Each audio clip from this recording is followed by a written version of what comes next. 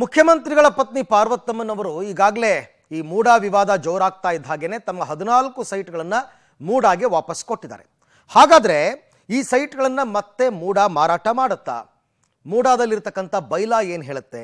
ಬೇರೆಯವರಿಗೆ ಹಂಚಿಕೆ ಆಗುತ್ತಾ ಈ ಸೈಟ್ಗಳು ಅನ್ನೋದಕ್ಕೆ ಸಂಬಂಧಪಟ್ಟಂತೆ ಒಂದು ರಿಪೋರ್ಟ್ ಇದೆ, ನೋಡೋಣ.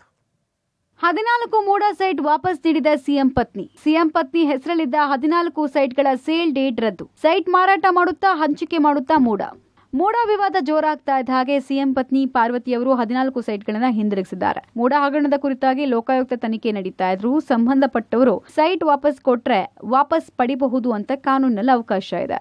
ಈಗ 14 ನಿವೇಶನ ಮೂಡಾ ವ್ಯಾಪ್ತಿಗೆ ಬಂದಿದೆ. ಆ ಸೈಟ್ಗಳನ್ನ ಬೇರೆಯವರಿಗೆ ಹಂಚಿಕೆ ಮಾಡಬಹುದಾ ಅಥವಾ ತನಿಖೆ ಮುಗಿಯೋ ತನಕ ಅದನ್ನ ಹಂಚಬಾರದಾ ಎಂಬ ಬಗ್ಗೆ ಕಾನೂನು ತಜ್ಞರ ಸಲಹೆ ಪಡೆಯೋಕೆ ಮೂಡಾ ಆಯುಕ್ತರು ಮುಂದಾಗಿದ್ದಾರೆ.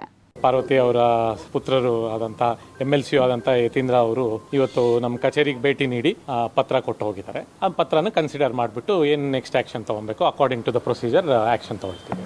ಅಕಾರ್ಡಿಂಗ್ ಟು ಲಾ ಆ ಥರ ಡಿಸಿಷನ್ ತಗೊಬೇಕು. 1991 ರೂಲ್ಸ್ನ 8ನಲ್ಲಿ ಸ್ವಇಚ್ಛೆಯಿಂದ ಸೈಟ್ನ ಕೊಡಬಹುದಾಗಿದೆ. ಆ ಪ್ರಕಾರವಾಗಿ ಆ ಸೈಟನ್ನು ನಾವು ವಾಪಸ್ ಪಡ್ಕೊಳ್ಳೋಕೆ ಅವಕಾಶ ಇದೆ. ನಮ್ಮ ಬಳಿ ಮಾಲೀಕರು ಬಾರದೆ ಅವರೇ ಖಾಸಗಿಯಾಗಿಯೂ ಅಧಿಕಾರಿಗಳನ್ನು ಕರೆಸಿಕೊಂಡು ಪ್ರಕ್ರಿಯೆ ನಡೆಸಬಹುದು. ಇದೊಂದು ಅಪರೂಪದ ಪ್ರಕರಣ. ಮೂಡಾ ಇತಿಹಾಸದಲ್ಲಿ ಇದೇ ಮೊದಲ ಬಾರಿಗೆ ಈ ರೀತಿ ಆಗಿದೆ ಅಂತ ಮೈಸೂರು ಮೂಡಾ ಕಾರ್ಯದರ್ಶಿ ಪ್ರಸನ್ನಕುಮಾರ್ ಹೇಳಿದ್ದಾರೆ.